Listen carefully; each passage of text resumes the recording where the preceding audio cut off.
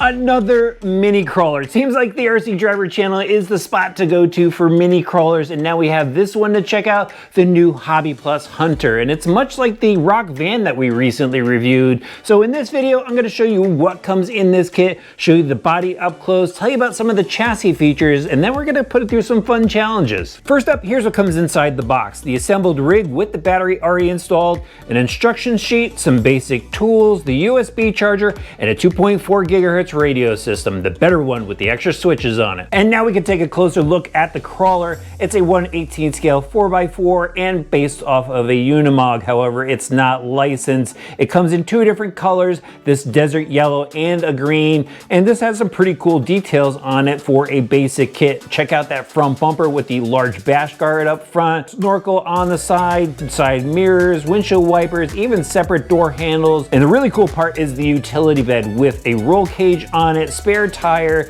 jerry cans on both sides, utility boxes down below, and this is a molded plastic tub for the base of the bed, which is a really cool piece in my opinion. And then you can see this utility box in the back, which is actually where the battery goes. So you don't have to pop the body up in order to access the battery. You just lift up on this lid and you could pull the battery out for recharging. And there is a switch and a nice easy to access location on the side.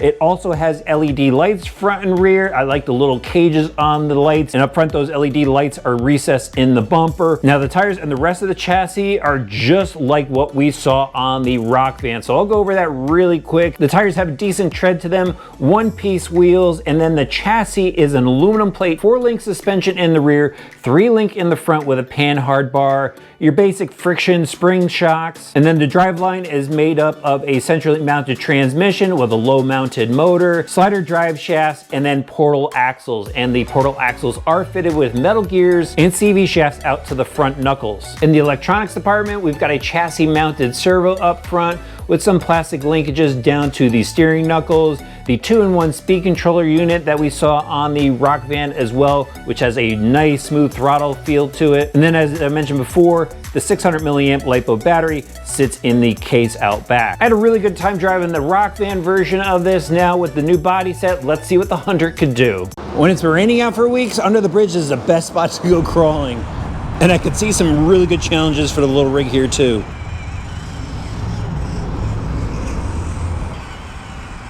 We'll start off easy with this rugged dirt terrain.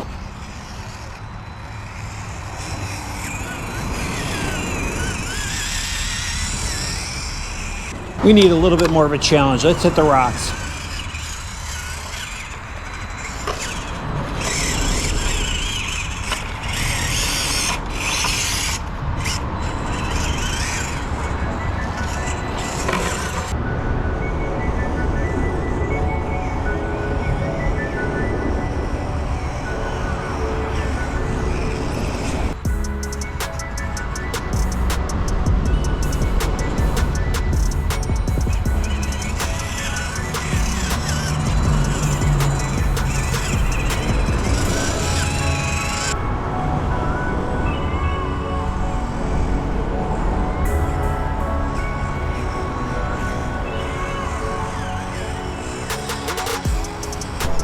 This small ditch here is like one of those mob challenges you see on YouTube. Let's see how it does.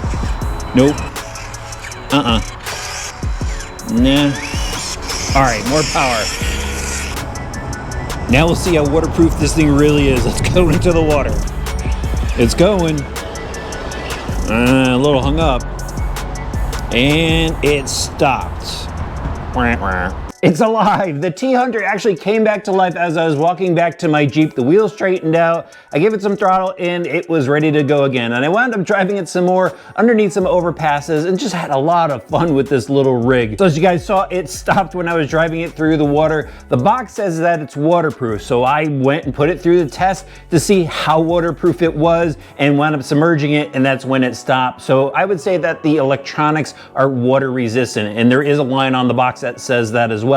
My job to test it out for you, and now you guys know how far you can push this little rig when you're in the wet stuff. It's a fun rig to crawl through sand and rough dirt. It does okay climbing up steep inclines. There is a little bit of traction loss with these tires. I think it really just depends on the type of rock you're crawling. Obviously, what I was crawling on was a little damp as well, but it did a fair job. I like the throttle control on this. I mentioned that before with the Hobby Plus rock van, and same holds true here. The throttle is pretty smooth for a vehicle of its price point. The steering too does work well. I did have to turn up the dual rate a little bit to get some more throw out of it. Once I did that, it turns pretty good considering the longer wheelbase. The one thing I'm concerned about though is the battery box. Although it's really easy to get to, I'm just worried about that latch wearing out over time. It's just a little plastic tab, so and getting the battery in, sometimes it's a little bit of a pain stuffing all the wires in there. Make sure you don't pinch any wires when you do it. Let me know what you think about the Hunter in the comments, and if you want to know more about the CR18P platform, check out the next video.